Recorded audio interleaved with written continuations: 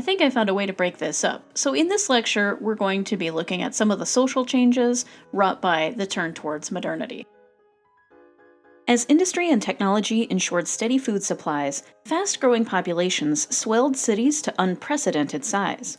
The population of Europe grew faster from 1850 to 1914 than ever before or since.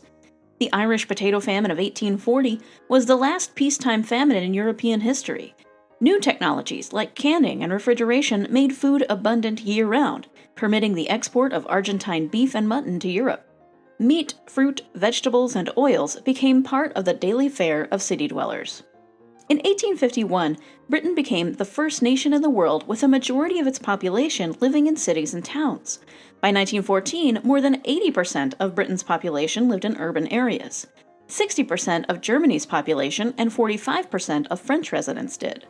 Paris became known as the City of Lights, a model for city planners from New Delhi to Buenos Aires. By 1900, electric streetcars and subways allowed working-class people to live miles from their workplaces. Air quality was lacking, however.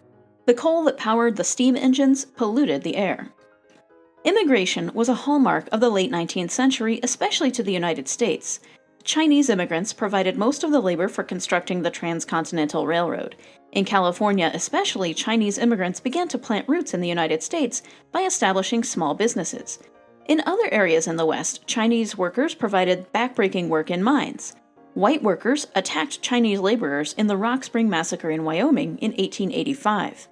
The United States government banned Chinese immigration in 1882, making it the first country-specific ban on immigration. Those who already lived in the United States could not apply for citizenship because of the 1790 Naturalization Act, which made naturalization open only to white immigrants. That law was on the books, by the way, until after World War II. On the East Coast, Ellis Island processed thousands of European immigrants. In 1900, a Danish immigrant named Olaf Bose passed through on his way to Denver, Colorado, where he became an iceman and later a railroad worker. While working on the railroad, he met a woman working to support her family back on the farm in Missouri, and their union produced my mom. As time wore on, most immigrants through Ellis Island came not from northern European nations like Denmark, but from southern and eastern Europe. These immigrants tended to keep their traditions, speak their own languages, and practice Catholicism, which would make native-born Americans suspicious of them and openly campaign to limit their immigration as well. In fact, the 1924 Immigration Restriction Act passed by Congress did exactly that. In terms of domestic relations, the last half of the 1800s is known as the Victorian Age, coinciding with the reign of Queen Victoria in England. The Victorians contrasted the masculine ideals of strength and courage with the feminine virtues of beauty and kindness, and they idealized the home as a peaceful and loving refuge from the dog-eat-dog world of competitive capitalism. Victorian morality claimed to be universal, yet it best fit upper and middle-class European families. Men and women were thought to belong in separate spheres. While successful businessmen worked or relaxed in men's clubs, their wives spent time rearing children, running the household, and enhancing the family's social status. However, constant financial pressure caused many less privileged women to work for wages outside the home or to take in laundry or low-wage piecework for factories to supplement their household income. New technologies transformed middle-class homes as plumbing eliminated outhouses, central heating replaced fireplaces and stoves, and gas and electricity eliminated wood stoves for cooking. New technologies didn't mean less housework, though. The more efficient machines raised standards of cleanliness, requiring women to work more. For working-class women in factories, domestic service, and textile mills, it was not uncommon to work more than 16 hours a day, 6 days a week. Women who were employed as domestic servants were vulnerable to sexual abuse and could get fired if they got pregnant, even if they were raped. The late 1800s and early 1900s are sometimes called the Progressive Era because they saw a large number of reform movements.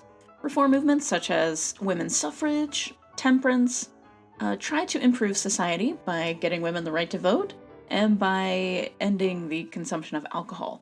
Now we have to keep in mind that at this time, people are going to the bars during work, like during their lunch break, and they're drinking like a pint of whiskey, and then going back and operating heavy equipment.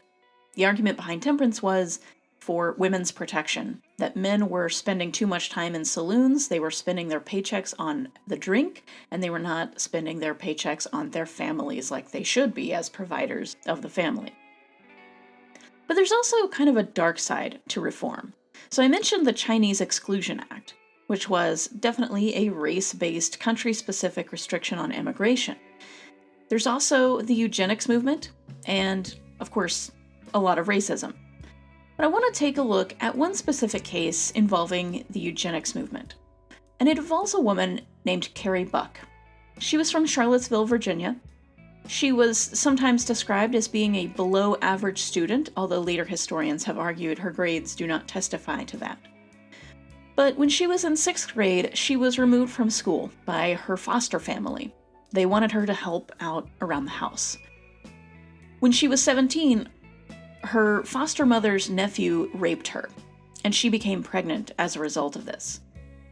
Her foster parents had her institutionalized in what was then called the Virginia Colony for Epileptics and Feeble-Minded. She was declared feeble-minded, and when she gave birth, she was deemed unfit to raise her child. Her child, by the way, was of average intelligence, scored fairly well in school, was not deemed feeble-minded. The idea was that this characterization, feeble-mindedness, would be passed on from generation to generation. Carrie Buck remained in the institution, and she was sterilized, forcibly, against her will. Her sister was also sterilized, unbeknownst to her.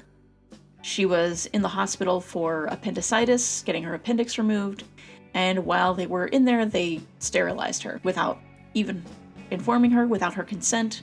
In fact, later on, when she tried to have children, she couldn't figure out why she couldn't have children until someone finally told her.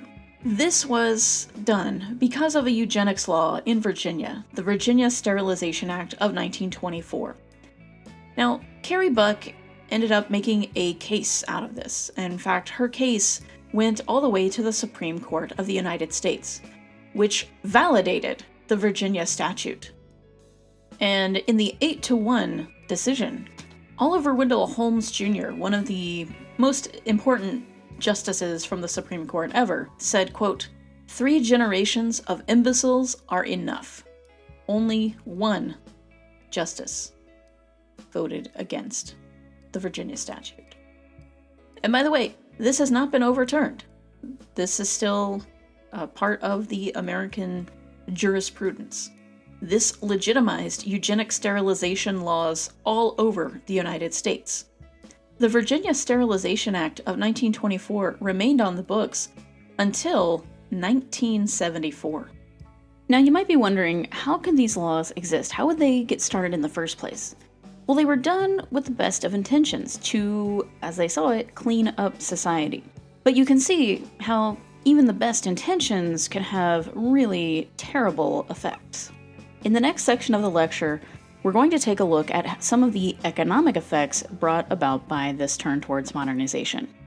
But if you'd like to learn a little bit more about eugenics, I have posted to the Blackboard page a link to a PBS documentary about the eugenics crusade, and it is highly recommended viewing.